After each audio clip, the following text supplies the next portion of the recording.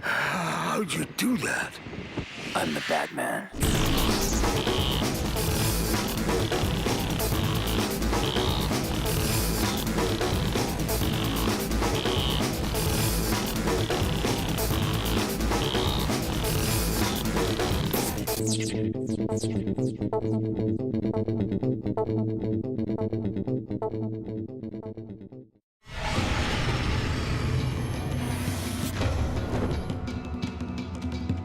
Keep an eye on it for me, kid.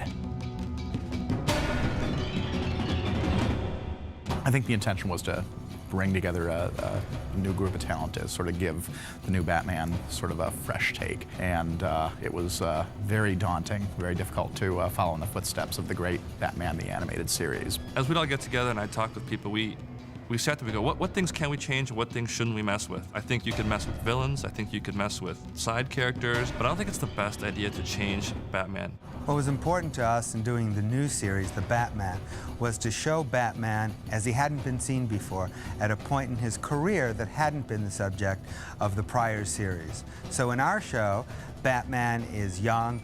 He's maybe Batman year 3. He's not at the full peak of his strength and his talents. He's still vulnerable and learning how to grow into the Dark Knight he ultimately becomes. Well, some of the influences we looked at early on, obviously I think if you look at the show, you can see that there's some Japanese anime influence. I thought that is just something that would be fun to play with and really look for new ways of presenting the classic elements. How can we make them fresh and entertaining to a new audience as well as those of us that are familiar with the character? When redesigning a new show with Batman, there are a lot of things you need to keep and some things that you can get rid of. I made the ears shorter because that just seems more boxer-like, more enclosed. He's not quite the detective yet, so he relies more on his fighting. He has the yellow oval back, and we went to the retro colors. It's just a different take rather than having the big brow and the long pointy nose. The Batman?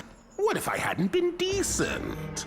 You're never decent, Joker. The dramatic dilemma posed by the series is, at the beginning of year 3, he's cleaned up Gotham, but almost as a result of this new Dark Knight, suddenly a new breed of supervillain has risen out of the darkness. So as our series begins, he's meeting Joker, Penguin, Mr. Freeze, Catwoman, all these crazies, you know, for the very first time. The Joker in our series began with a crazy drawing that Jeff did that everybody kind of loved, but was such a radical departure from the classic character that, you know, it was very inspiring for all of us. The Joker is a crazy person who's intelligent and is like the nemesis of Batman. He has a white face because it's bleached out because of his accident. So if he's crazy, I just want to continue that frame of thinking. He's from a mental institute, so he has the long sleeves on. He doesn't have shoes on. His hair is still green. So from the read of the audience, I think it still reads pretty much like Joker.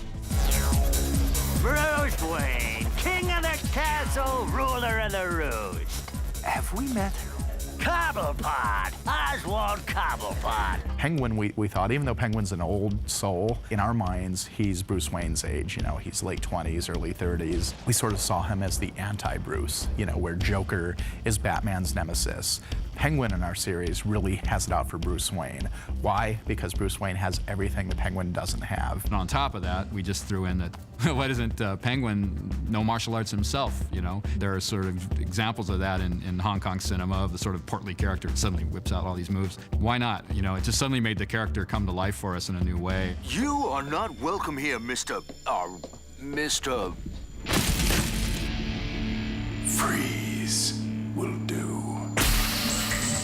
Mr. Freeze is an interesting one. We purposefully set out to not make Mr. Freeze as he was in Batman the Animated Series.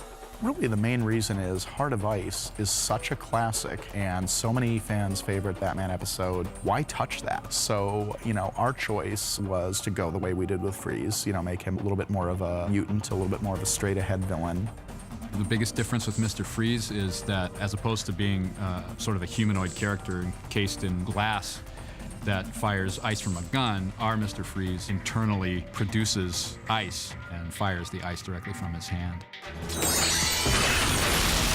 I think across the board, we wanted to take villains who were typically strange variations on like crime bosses and sort of make this show less of a crime show and more of a superhero show. This show is so much fun. It's incredible. Everybody involved loves the character, from voice talent to artists to writers. There's a great sense of responsibility and also a great sense of honor in even being entrusted with this character. It's just an amazingly gratifying experience. It's pretty much a kid's dream to get to redesign like the Bat universe. You look back and you just see a fresh take on things, which I think is really cool.